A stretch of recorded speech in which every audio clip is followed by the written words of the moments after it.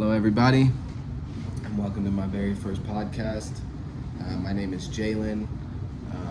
On this podcast, what I'm going to be talking about is, what it's like to rebuild your life physically, mentally, financially, spiritually, all the around, all the above. I don't have all the answers, and I don't think I'm going to have all the answers, but I'm committed to figuring it out along the way. So let's get into it. Start off a little bit about myself. Grew up here in Colorado, born and raised. Growing up, I was a happy kid, nothing out of the ordinary. Obviously there's issues that arise in your childhood. I don't think anybody has an easy life by any means. And I wanted to be everything, police officer, firefighter, fighter, everything. I had this mentality that I wanted to be the greatest there ever was. I wanted to be a superhero in my own right. That's the kind of mentality that I had. My dad played football for CSU, and I looked up to him a lot. My mom did everything she could to take care of me because, he also wasn't really around. I just spent the weekends with him. Me and my dad have a really good relationship now. And we had a good relationship then too, but it was a lot more strained, right? And then as time goes on, I had really close relationships with my cousins. We had that childhood that that a lot of kids don't have nowadays. Being outside, drinking water out of the water hose, riding bikes everywhere. Like, that was our life. That was it. It was good times. We used to go to this roller skating rink, Rolling Moore. It's some of the highlights. And this place called Fort Fun. Those are some of the highlights of my life. And there were tough times too. Not everything is sunshine and rainbows, like I said before.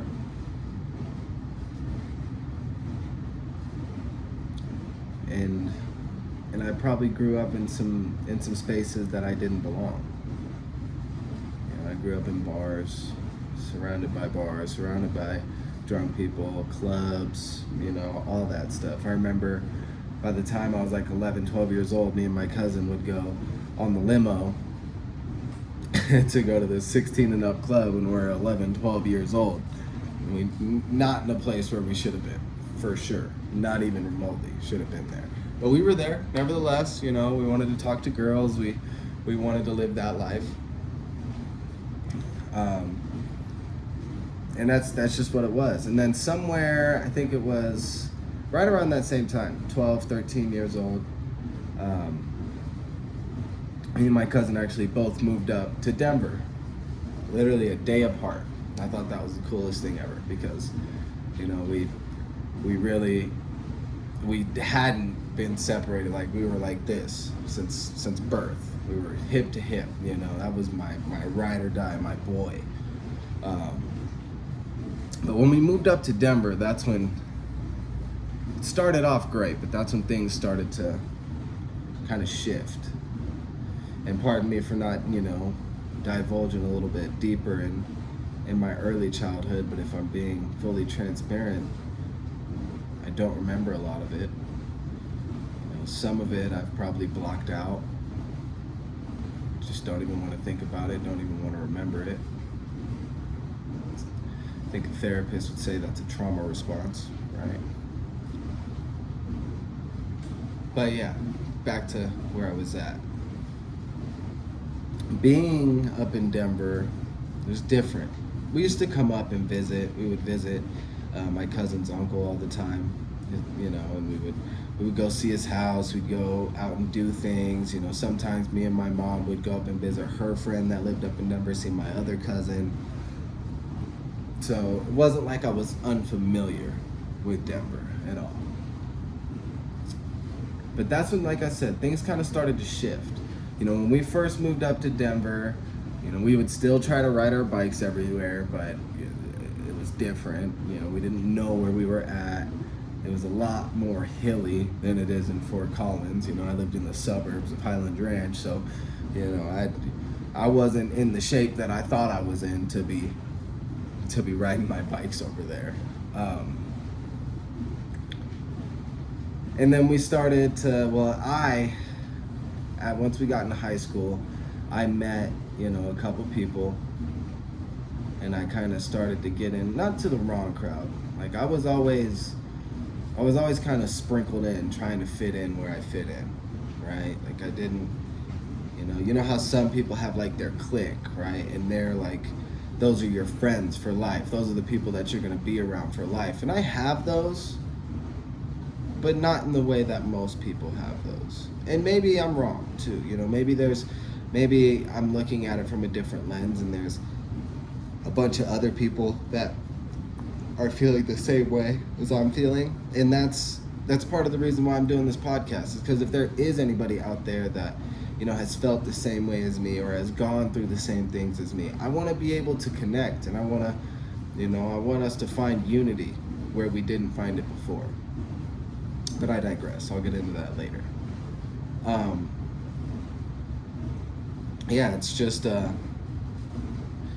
that's when I started to get introduced to smoking weed, and that was fine. I smoked weed all the way up until earlier this year. And I think that's when like a shift started to happen. Because I first smoked weed when I was actually got high and liked it, was when I was 14 years old. And I remember that feeling. I was with my cousin's siblings, and we were in the garage, and we got absolutely blitzed. And I think that was the first time that I really felt scared, because before this I didn't do anything. Nada, zilch, nothing. I refused to. I didn't like the spaces that I was around, or at least just based off what I saw as a kid, I didn't like it. I didn't have a reason why I didn't like it back then. I just knew that it wasn't it, And and around this time when we moved up to Denver, that's when, my stepdad has always been in my life, but that was really when I think he became the most relevant, because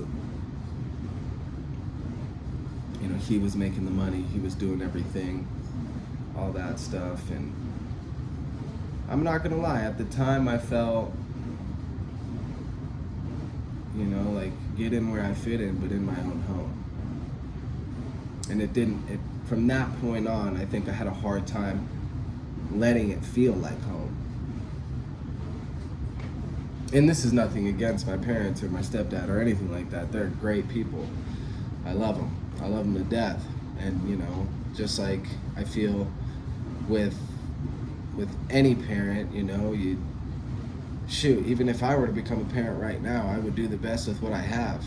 Doesn't mean I'm gonna be perfect, and I'm sure my kids would have gripes with me, as I am now. But what that turned into was me wanting to leave. Because when I was 16 is when I started smoking weed, and that was the first time I also tripped acid. 14 was when I first got high. 16 was when I really got into harder stuff, and I was going to shows at Red Rocks. I loved electronic music. I was going up there every weekend. I was tripping. My mom would call me to come to dinner, and I'd be just gone, not okay. And I didn't see a problem with it back then. I just thought to myself, hey, I'm just having fun, right? As any high school kid or in that area was thinking at the time. So I didn't think anything of it. And then over time, it got more consistent, and then I remember getting in an argument with my parents and leaving my house at 17. I was like, I'm out. I am out. I was an assistant manager at Which, and I thought that was just like, I did it. You know what I mean? Like, yeah, I'm 18, I'm an assistant manager at Which, or 17 at the time, sorry. I was 17, assistant manager at Which. I was like, yeah, I got this in the bag. I can do anything. Still had that similar mindset as when I was a kid. Had that kind of clarity. And I didn't see any problems in my actions, and it took me a while to see those problems with my actions. I was going to a night school at the time because I didn't graduate traditional high school. I went through all 4 years and I didn't graduate. That was a pretty big regret of mine. Still got my diploma, just not in the way that,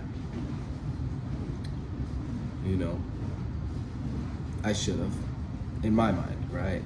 I still succeeded in my own way, but not in the way that I wanted to succeed.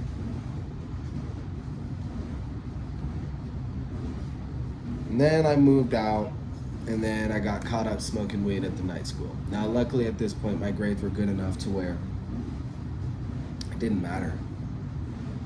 I was good. And my grades were like straight A's, So I got suspended for a week, and because I was under 18, I had to go back home. Now, obviously, I didn't like that, but I had to. And then the second that I turned 18, I dipped out again. And I was renting out a basement at my buddy's house. I was paying like $300 a month.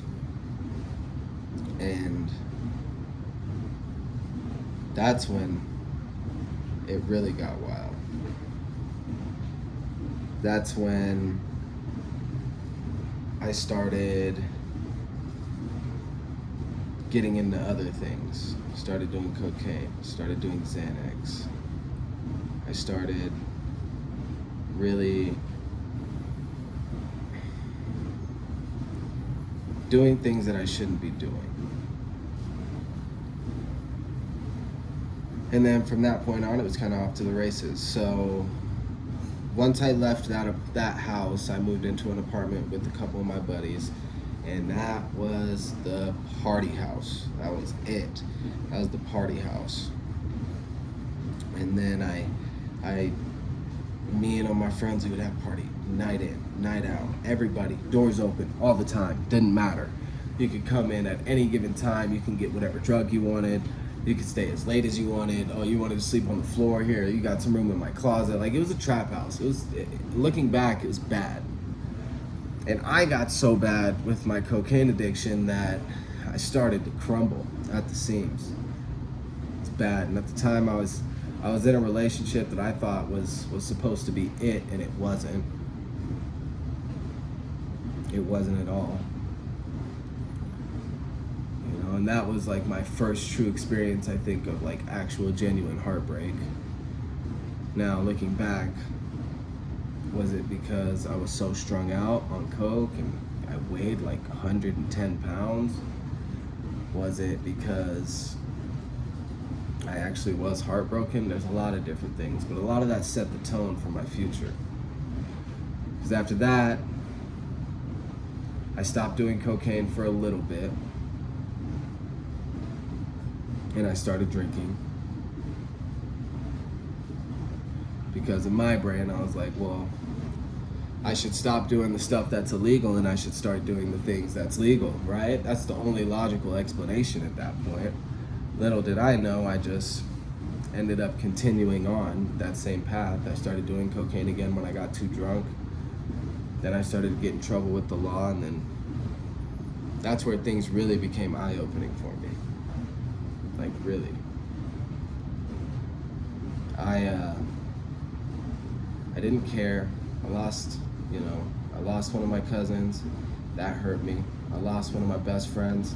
That hurt me. And I just didn't care.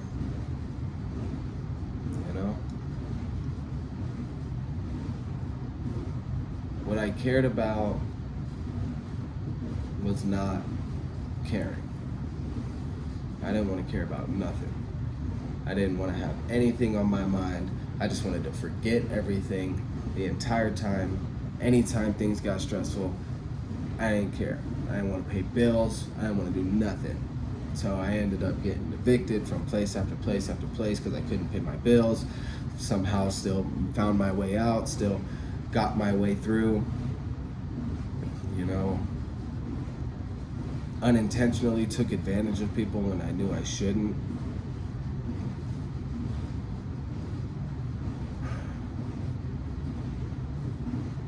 And I say these things because eventually it all comes to a head. Because throughout that entire time that I didn't want to care, I was having fun.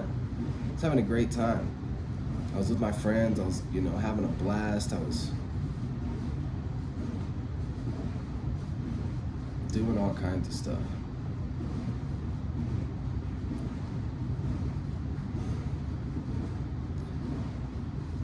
But all good things must come to an end. It was about 5 years ago now. I was 25. I had been on probation for like 4 years.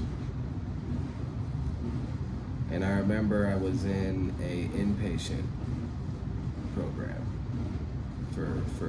no, this was an outpatient. Because I had already done my inpatient. And that was, whatever, it helped for the time being. But there was other stuff I was trying to work through in therapy. And I was sober for like 2 months, and then I got right back on the wagon. Then I started to go to an outpatient program. And I was still doing cocaine. Not as often, but I was still doing it. And I would see a therapist, I think it was every Tuesday. I can't remember exactly. And I would BS her, I would talk, whatever, blah, blah, blah, yeah, I'm fine, this is what's going on. I'd tell her what I thought she wanted to hear, while still pissing hot and not handling any of my issues.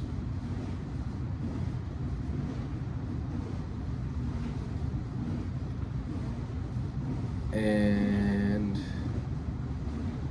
yeah.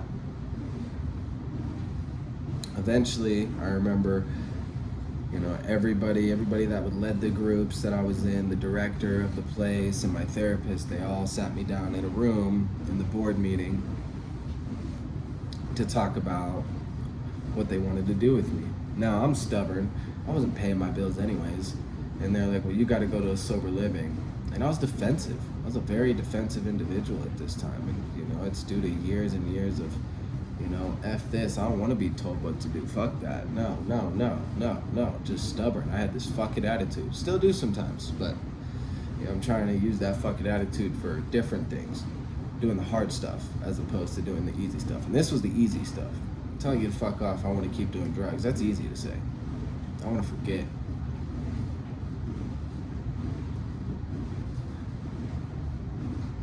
And I remember looking at every single one of them when they were like, you got to go into sober living. And I was like, are you going to pay my fucking bills? Are you going to pay my, are you? No? All right. Well, then I guess this is it.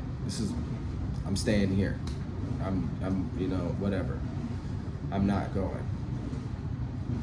And they took a chance on me. And they said, okay, well, we'll pay for your first 2 months of sober living. Okay, I can still pay my rent, I can still do this. Okay, cool, whatever. So I did it. That was a good decision for me to do.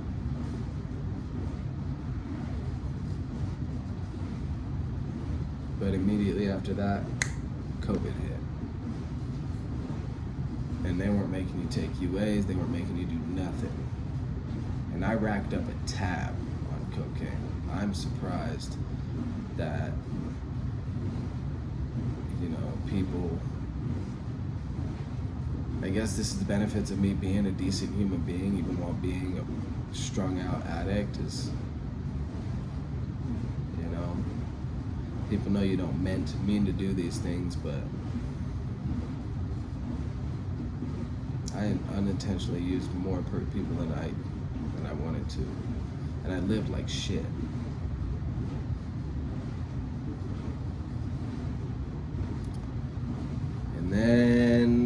after that, I get fired from the job I'm working at. I go move back at home, and then I start working at a place called View House. If you're from Colorado, you should be familiar with that, in Centennial.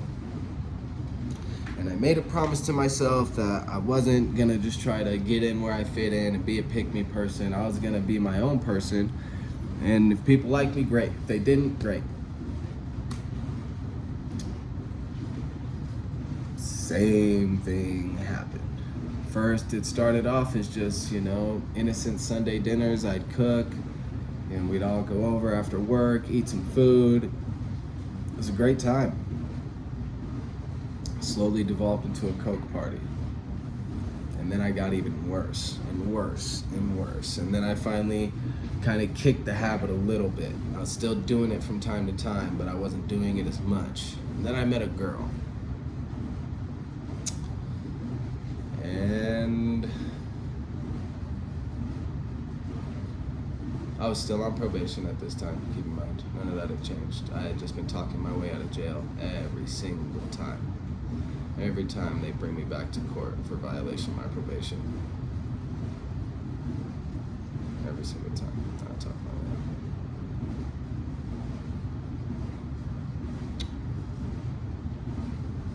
And then,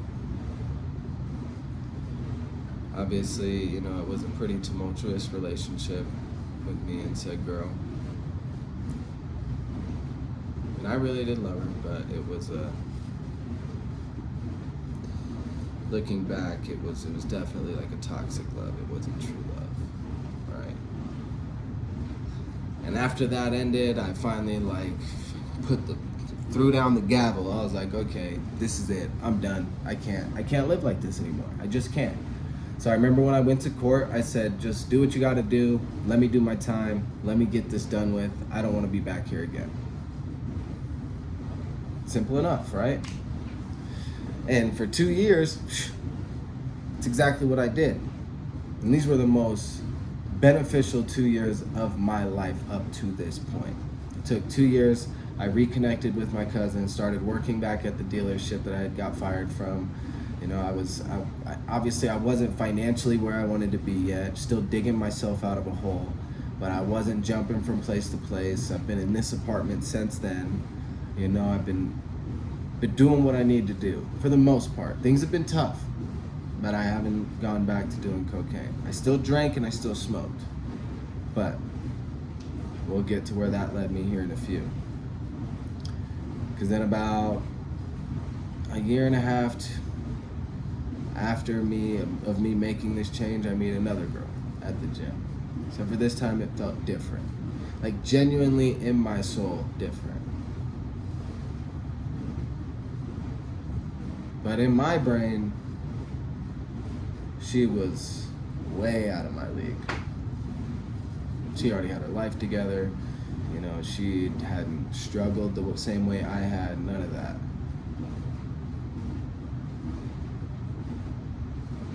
But she left too. Part of it is because she, had her own things that she needed to face, she needed to deal with that I just couldn't see. And another reason is I got complacent. To speak plainly, I got scared. Because I didn't know what I was doing. And I didn't know what my purpose was. And I'm still, I had still tried to figure out my purpose.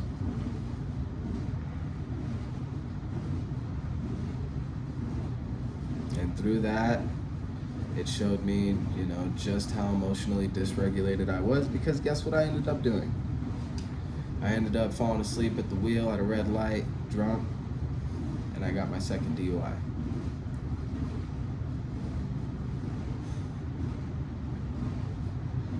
But that brings me here. Why I'm making this podcast in the first place. I think the biggest things that helped me, it wasn't only just the gym. The gym played a big part, don't get me wrong, but it was the community, and it was surrounding yourself by like-minded people. It was doing the hard stuff together so that the easy stuff it doesn't seem right. Because what I've come to realize is that when you wake up every morning and you do the hard stuff and you do the hard work, you get where you want to go faster. And that's the kind of man I want to be. And that's the kind of community I want to build by making these podcasts.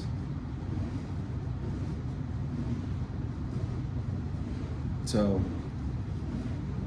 if this at all, my story, anything resonates with you, I really want you to drop a like and follow and kind of join in on this community.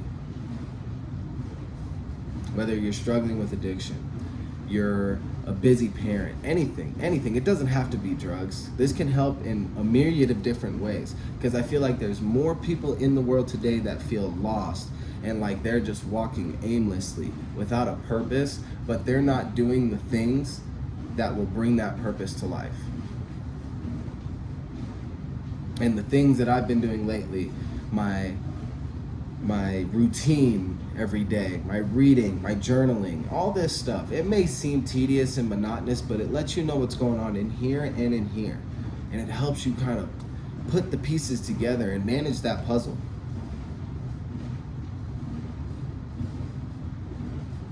So I want everybody that sees this to join in and be a part of what I'm trying to build.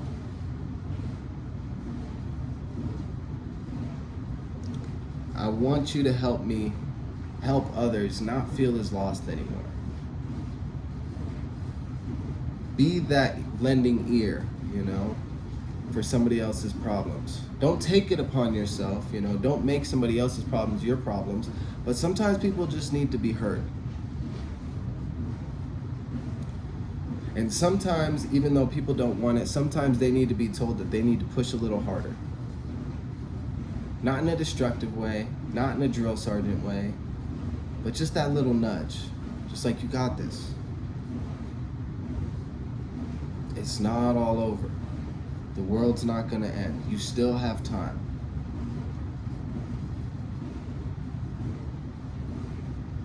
So, thank you for coming to my podcast. I like to call this the Rebuild Project. The name of the app in my business that I'm starting to build is called Align Unity. And if you would do me the biggest favor so I can help get the data that I need to help build an app to help bring together a community in fitness and wellness and health, please do the survey that's listed below. I love y'all. Have a good night. Thank you for listening.